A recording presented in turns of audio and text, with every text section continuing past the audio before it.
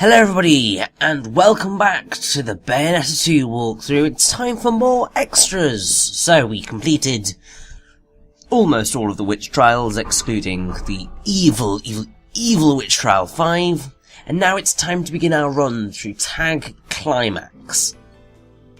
Basically, this is the multiplayer bit that they included for Bayonetta 2. It's really cool that they kind of actually brought in this cooperative element, because obviously in the story you have moments where characters are kind of fighting alongside you, and I think that was partly included so that this could also happen.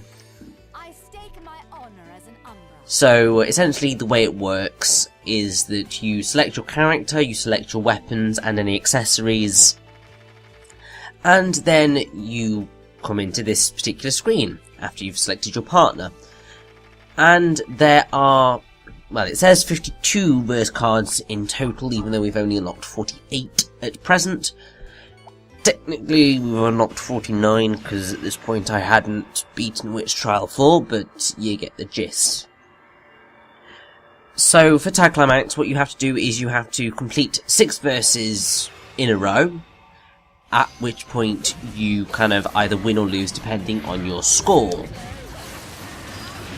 You can play this kind of online with other people, and if you want to kind of do the much more challenging bits of the verses, then that would be a good idea, because the computer, while good, is not that good. It wouldn't be able to do like the 3-star difficulties on a large number of these fights. But yes, essentially, with each verse card you can select how difficult you want it to be. So either 0 stars, 1 star, 2 star, or 3 star. And basically, it's a kind of bet that you place with your halos, and if you win that particular verse, then you get that kind of bonus. So it's an absolutely brilliant way of getting halos, and to be perfectly honest, Tag Climax is by far the easiest and quickest way of amassing a lot of halos at once.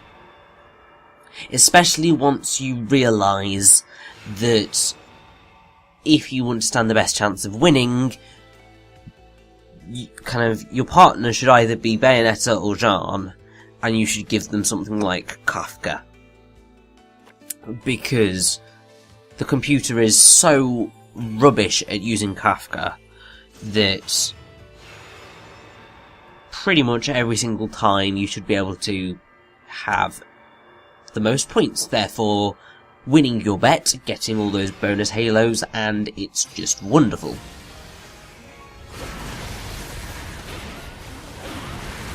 Now, there are a few kind of odd little quirks of Tag Climax. So, the damage you take is dramatically increased. Like, it's ridiculous. You just sort of... health just vanishes like there's no tomorrow. It's insane. Also, if your kind of partner or you die, it's not the end of the verse, because you can rescue them and bring them back to life. Unfortunately, it can get a little bit frustrating if they are out of the way, but yeah.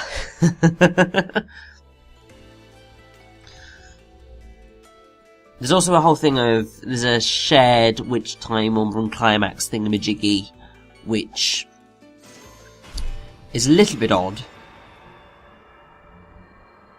because I'm not quite sure how it activates. I think it's kind of, you fill up the kind of thingy in the middle of the hood, and once that is completely full, then you will go into kind of the shared witch time, which just means you get extra hits and all that jazz. And this kind of verse against the fidelities is ridiculously easy. Like, as you kind of... if you play through all of the verses in Tag Climax after unlocking all of them, there are certain verses which you will hone in on as being the easiest to complete. And I have to say, that fidelity one is one of them. Just because you're only facing those two fidelities no matter the kind of difficulty level you're on. Now I'll point out that I don't quite know why, but for some bizarre, and I mean incredibly bizarre reason, I decided it would be a fantastic idea to play these kind of some of these verses on like the 3-star difficulty. I don't know what possessed me, because just some of them are absolutely bonkers in how difficult they are.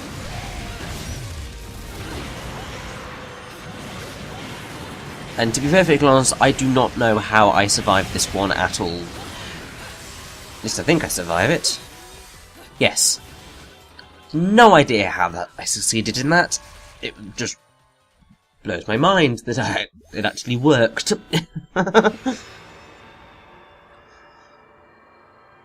But there is also something else with Tag Climax. Basically, as you kind of progress, you kind of pick up halos from your battles and all that. If you die before you complete an entire round of Tag Climax, then you are given the option of continue or not. If you continue, you get to keep all the halos you got. You're all fine, you just kind of have to restart playing Tag Climax. If, however, you choose not to continue, which I will tell you now, don't do, it's just not worth it. You will, because basically you lose all your halos. And that's not good for anybody. So just retry, because it's not exactly like you get punished for it or anything, so it's not a bad thing.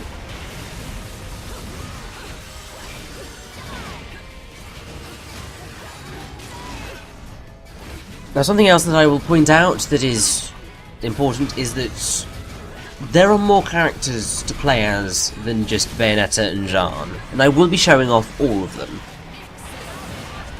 Now, one character you unlock for beating the game on 3rd Climax, one character you unlock for beating a particular verse in Tag Climax, well, 2 of them actually, you get for beating particular verses that will randomly appear in the middle of your Tag Climax round. I think it's a case of you have to beat... it's about 16 verses in total for it to kind of turn up.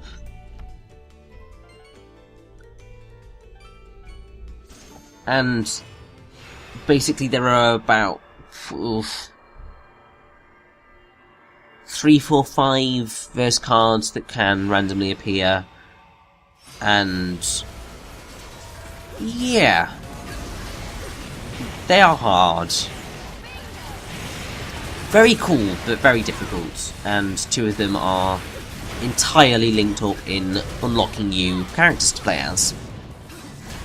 Rather bizarrely, you can't play as Loki during Tag Climax. I don't know whether that's was just an oversight, or whether the moveset given to Loki wasn't deemed as particularly conducive to success. I mean, the one time we did play as him, he didn't really do a whole lot. So I guess they just maybe they didn't have the space to add another character, because pretty much all of the Tag Climax characters that you can play as are characters that you fought with during the main game, and they actively did stuff.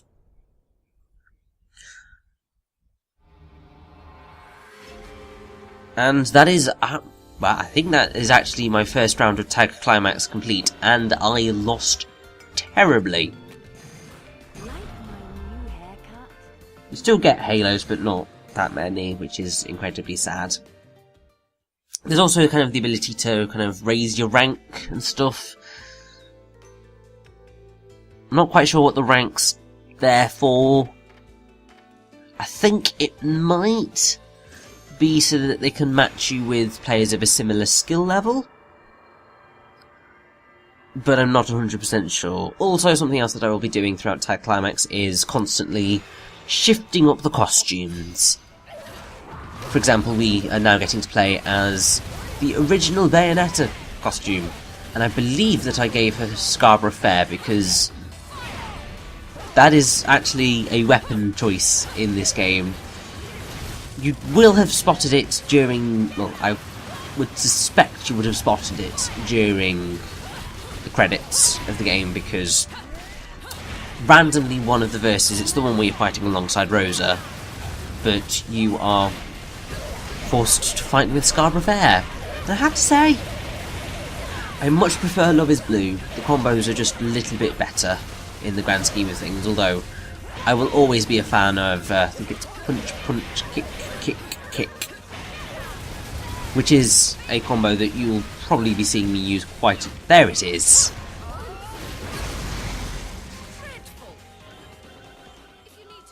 It's just wonderful.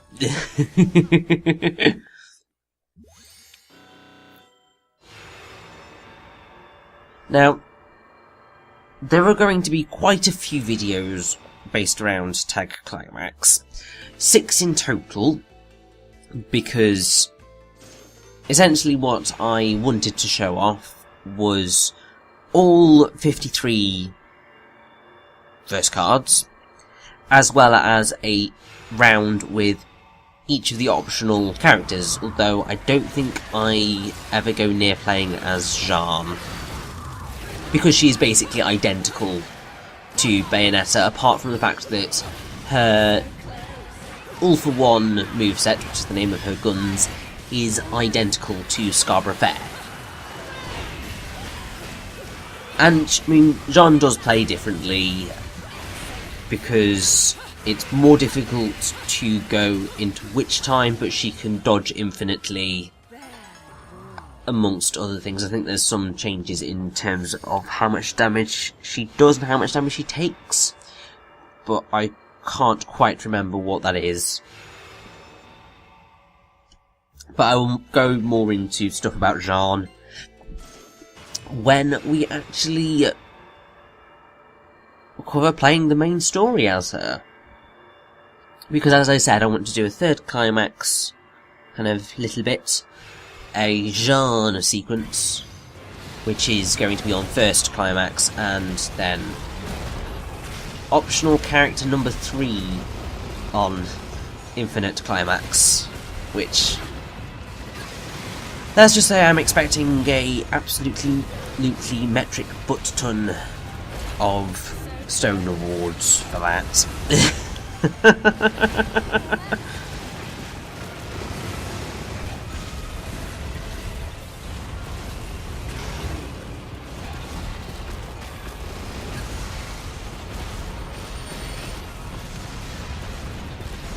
Something that I will point out is that there is one particular verse in Tag Climax which, if you want to get halos, you are going to be wanting to do on every single round.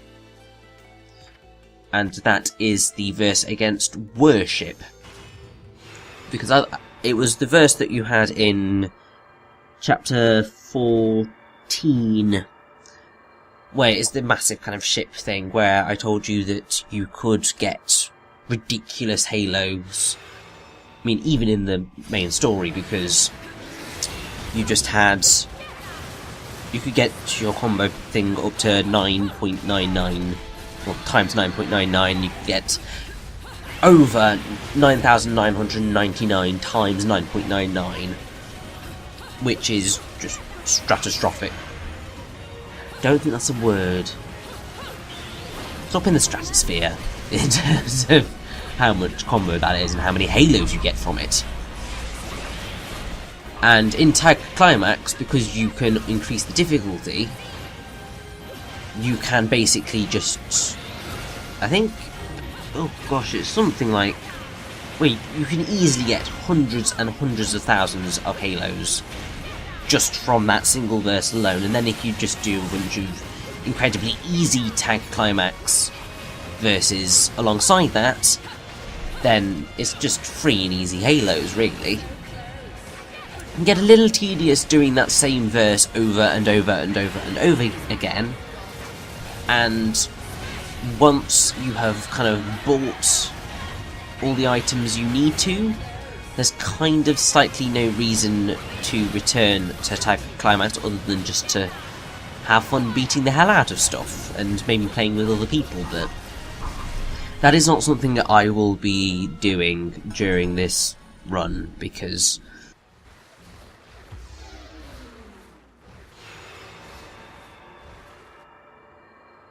it's mostly because I didn't want any lag stuff to happen, like internet connections to drop. It's mostly because my Wii U internet connection at home is slightly dodgy. It's mostly because I'm basically in the farthest possible reach from our Wi-Fi router. And so, because the signal has to go through floors and walls and past a metal desk and a TV, it just sort of gets a little bit lost. Which is never fun. Although sometimes it does pick up a connection, and I think it has improved somewhat over time. I think Nintendo must have found a way to kind of boost the signal slightly. But yeah, so there's that, and also I just wanted to give myself the best chance of winning each of these verses so I could get more halos. Obviously right now I didn't realise the technique of just give Jeanne Kafka and it'll all be fine. But I will eventually realise that, and then it will all be good.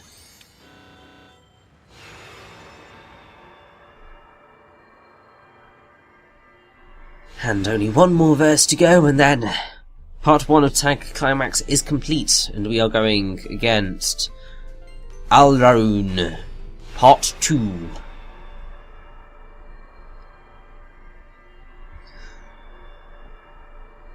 I have to say, sort of,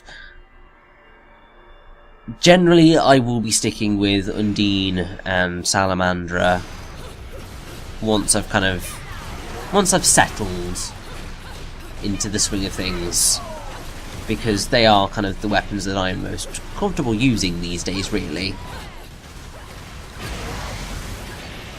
Although I have developed a kind of appreciation for Alruna quite a bit, and also the Rakshasa Blades, having surprisingly used them a ridiculous amount during the main body of the walkthrough, which I was not expecting to happen. So in the grand scheme of things, Bayonetta 2's weapons are way better than Bayo 1's, because they all have really good uses. It's just sort of just got to learn them first.